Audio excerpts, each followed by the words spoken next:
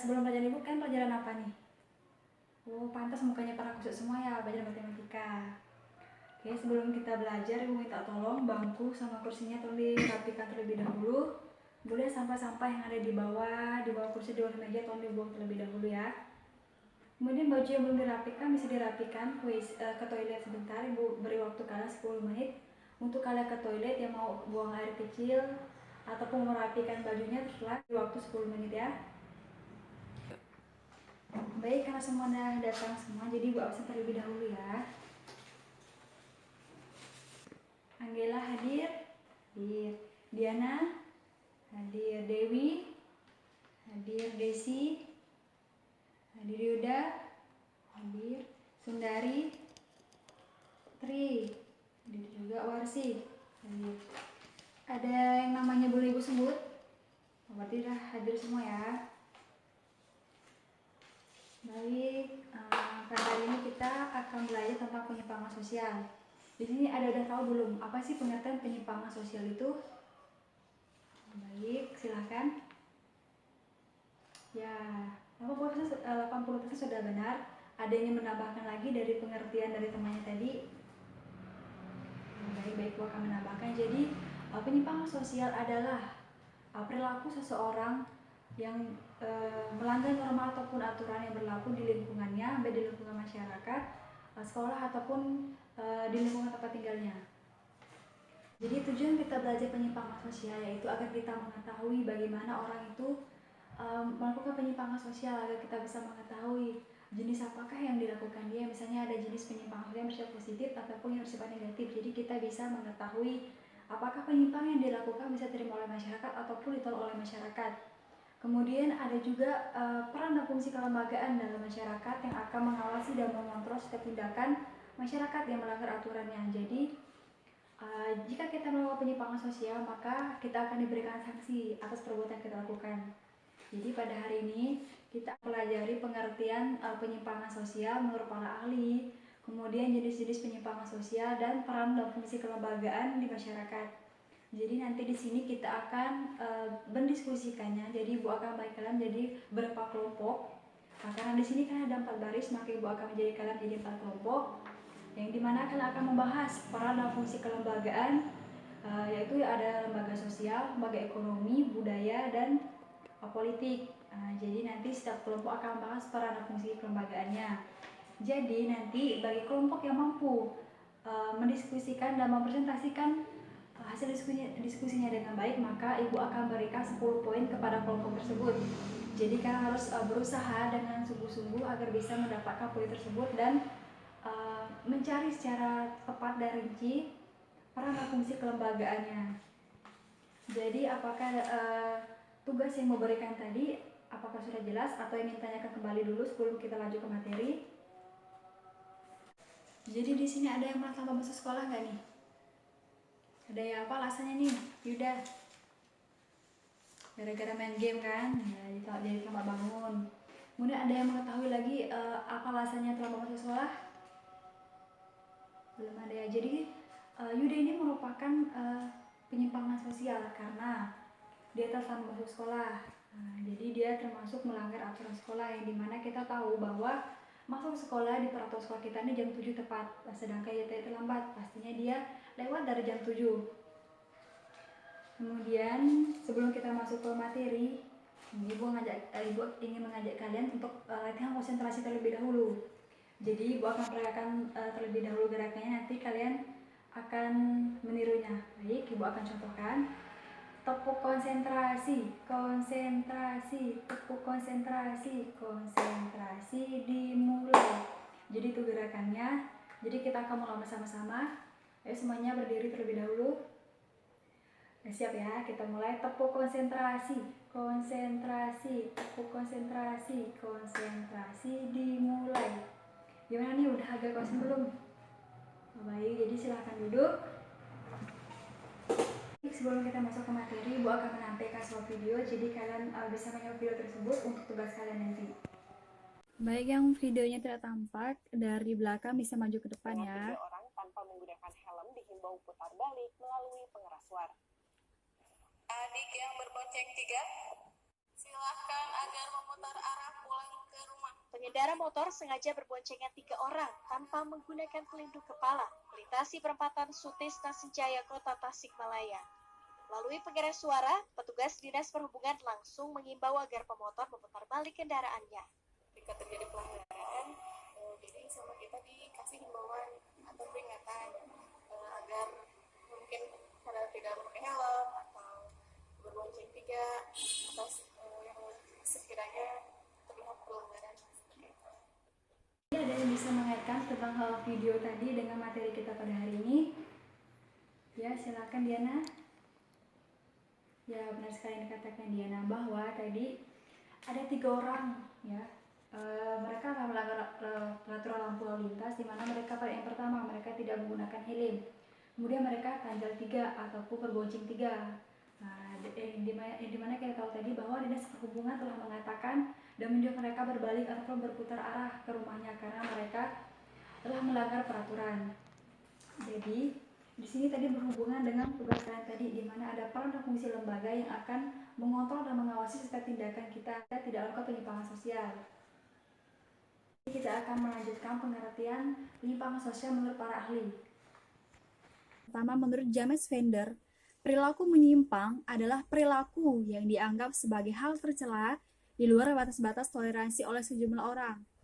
Kemudian yang kedua, menurut Robert M. Z. Lawang, penyimpangan sosial adalah semua tindakan yang menyimpang dari norma-norma yang berlaku dalam sistem sosial dan menimbulkan usaha dari mereka yang berwenang dalam sistem itu untuk memperbaiki perilaku tersebut. Kemudian menurut Sujono Sultanto, penyimpangan sosial adalah kecenderungan untuk menyimpang dari suatu norma atau tidak patuh terhadap norma tertentu. Baik, dari pengertian para pakar tadi, adakah yang ingin menyimpulkan apa tentang penyimpangan sosial? Ya, silakan Diana. Ya, masih kurang tepat, tapi 80% sudah benar. Ada yang ingin perbaikinya lagi?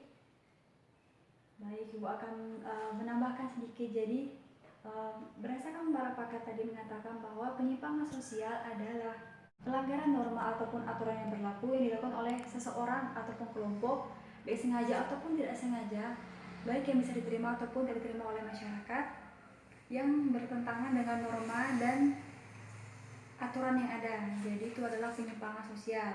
Jadi kita akan lanjut ke jenis-jenis penyimpangan sosial, di mana di sini ada 2 jenis. Yang pertama berdasarkan sifatnya dan berdasarkan pelakunya. Baik, di sini berdasarkan sifatnya dibagi menjadi 2. Pertama yang bersifat positif dan yang kedua bersifat negatif. Jadi yang bersifat positif artinya bisa diterima oleh masyarakat walaupun dia telah melakukan penyimpangan. Nah, di sini Ibu akan menampilkan contohnya.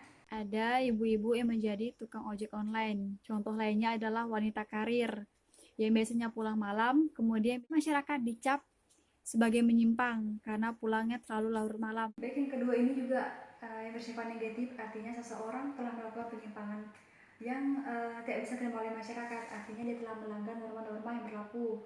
Di sini juga Ibu akan memberikan contohnya.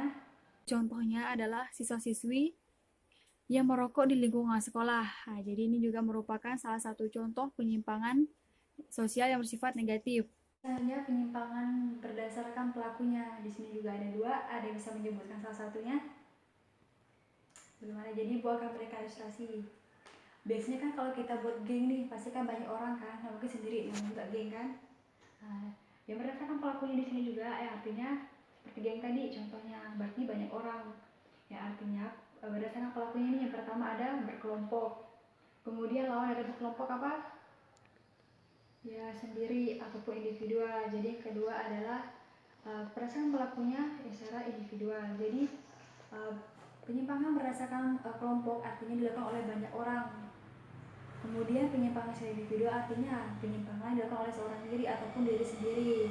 Di sini Ibu akan berikan contohnya.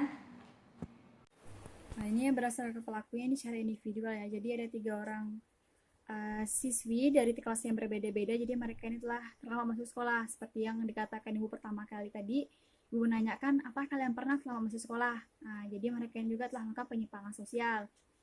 Kemudian ini adalah contoh dari penyimpangan secara berkelompok, di mana sini mereka ada geng motor yang pastinya pasti banyak orang dong, karena mereka melakukan secara berkelompok.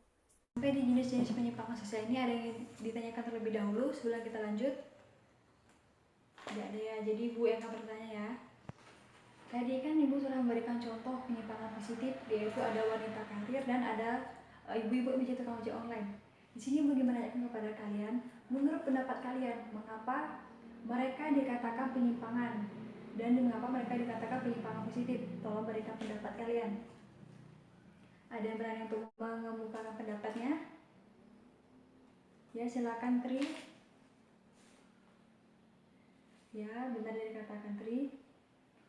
Bahwa mereka dikatakan menyimpang karena mereka kan lembur nih. Nah, pasti kan jauh malam ataupun larut malam baru pulang. Jadi biasanya oleh masyarakat akan dicap sebagai orang yang tidak baik karena pulangnya selalu malam. Kerjanya kan biasanya kan masyarakat kadang tuh ada yang tidak tahu apa pekerjaan kita, kemudian seenaknya saja mengecap karena kita tidak tahu apa pemikiran masyarakat terhadap kita. Jadi mereka dikatakan penyimpangan bersifat positif, artinya penyimpangan yang bisa diterima oleh masyarakat tetapi tetap dianggap penyimpang. Ada yang belum paham sampai di sini? Baik. Yang duduk di belakang itu siapa ya? Kok Ibu perhatikan dari tadi lihat ke bawah terus ya? Asik sendiri aja kayaknya tuh. Oh, Desi ya. Kenapa Desi dari tadi Ibu perhatikan kok lihat ke bawah, nggak perhatikan Ibu jelaskan? Tolong barang yang dipegang tolong disimpan terlebih dahulu, nanti di rumah ataupun setelah ini bisa dibuka kembali karena nanti akan merugikan kalian sendiri. Jadi saya Ibu jelaskan, mungkin nanti kalian tidak mengerti apa materi kita pada hari ini, kemudian ilmu kalian juga nggak dapat. Nah, jadi tolong perhatikan Ibu sebentar, nanti bisa kalian buka kembali apa yang kalian lihat tadi. Karena perilaku tersebut juga melakukan penyimpangan sosial karena tidak menghargai dan tidak menghormati ketika ada ibu yang berbicara. Kalau kalian sedang berbicara, kemudian ibu tidak mendengarkan, apa kalian akan marah juga? Marah juga kan? Jadi begitu juga ibu. Tadi ibu menjelaskan, kalian tidak mendengarkan. Jadi kita sama-sama harus menghargai ketika ibu sedang menjelaskan agar materi yang ibu sampaikan bisa tersampaikan dengan kalian dan bisa kalian terima juga. Minta Desi pindah ke depan, pindah dulu di depan. Kemudian Diana bisa tukar posisinya dengan Desi biar Desi bisa lebih fokus lagi, biar Ibu bisa lebih enak lagi melihat Desi. Ya, silakan pindah. Baik, kita akan lanjut ke materi kita, yaitu peran dan fungsi kelembagaan, di mana Ibu tadi mengatakan bahwa di peran dan fungsi kelembagaan ini kalian akan berdiskusi. Jadi kalian bisa duduk sesuai dengan kelompok kalian. Ibu akan membagi tugas diskusi kalian ya. Ini untuk kelompok 1, untuk kelompok 2, untuk kelompok 3, ini untuk kelompok 4. Jadi di sini kalian bisa mencari informasinya melalui buku paket yang telah Ibu bagikan tadi ataupun dari buku LKS. Ataupun kalian bisa mencari tahu sendiri, contohnya tadi dari video yang kita tonton tadi, itu bisa kalian masukkan sendiri juga untuk sebagai referensi. Jadi Ibu kasih waktu kalian 20 menit untuk kalian mencari peran dan fungsi kelembagaannya. Jadi dikerjakan sebaik-baiknya dan berdiskusilah dengan kelompoknya. Baik, karena waktunya 5 menit, ada yang sudah selesai. Gimana kelompok 1 udah sampai mana nih? Kalau sisa fungsinya lagi ya. Kalau ada yang kurang bisa kalian lihat, ada baca-baca lagi di buku LKS sama buku paketnya. Kemudian untuk kelompok 2 ini sampai mana? Sisa tinggal dikit lagi ya. Oke. Kemudian untuk kelompok 3 bagaimana, ada yang kesulitan? Ya, bentar lagi juga selesai ya. Untuk kelompok 4 bagaimana?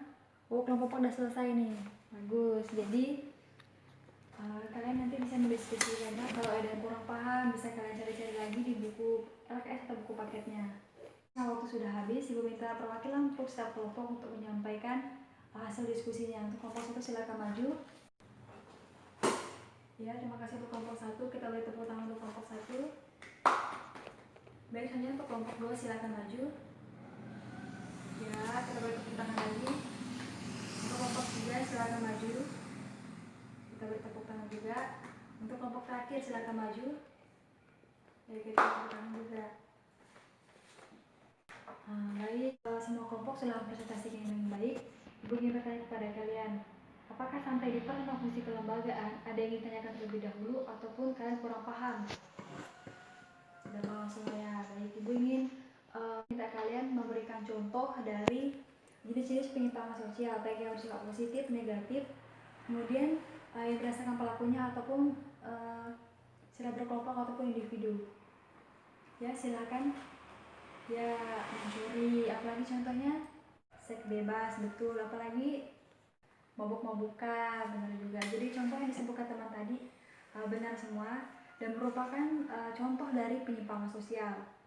Baik, karena setiap kelompok telah presentasikan dengan baik, maka yang berhak mendapatkan poin 10 adalah kelompok 4. Jadi nanti kelompok 4 memberikan nama-nama anggotanya kepada ibu biar ibu bisa menuliskan poin kepada kelompok kalian. Nah, jadi karena presentasi telah selesai, ibu minta satu orang ataupun perwakilan untuk menyampaikan rangkuman dari diskusi kita pada hari ini. Siapa yang mau menyampaikannya? Ya, silakan Diana. Ya, terima kasih kepada Diana. Kita bertepuk tangan atas keberaniannya untuk menyampaikan rangkuman kita pada hari ini. Nah, baik. Sebelumnya ibu minta tolong dulu kepada ketua kelasnya untuk mengalirkan ibu spidol. Terima kasih. Baik, karena kita tadi telah membahas tentang peranan fungsi kelembagaan. Pertama, lembaga sosial. Kemudian yang kedua, lembaga apa? Lembaga politik. Kemudian lembaga budaya.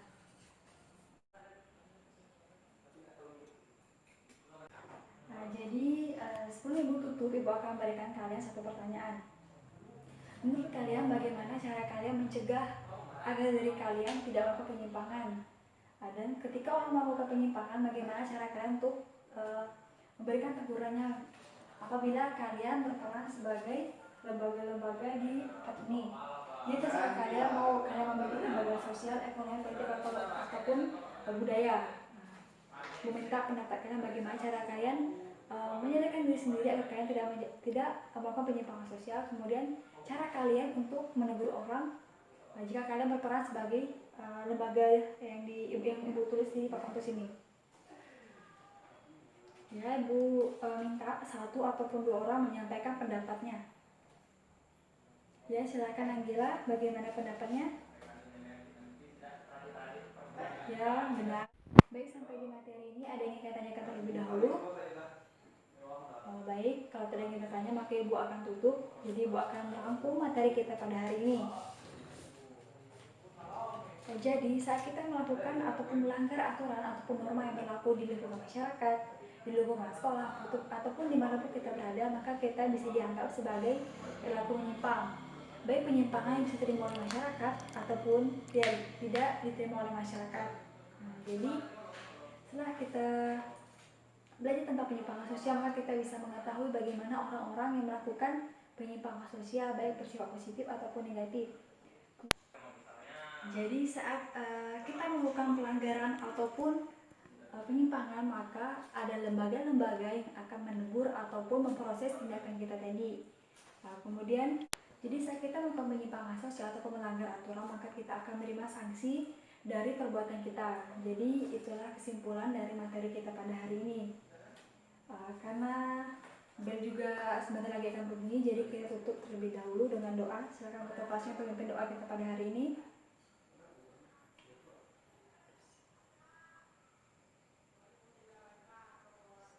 Terima kasih atas kerjasamanya dan partisipasi dari kalian. Ibu ucapkan selamat siang.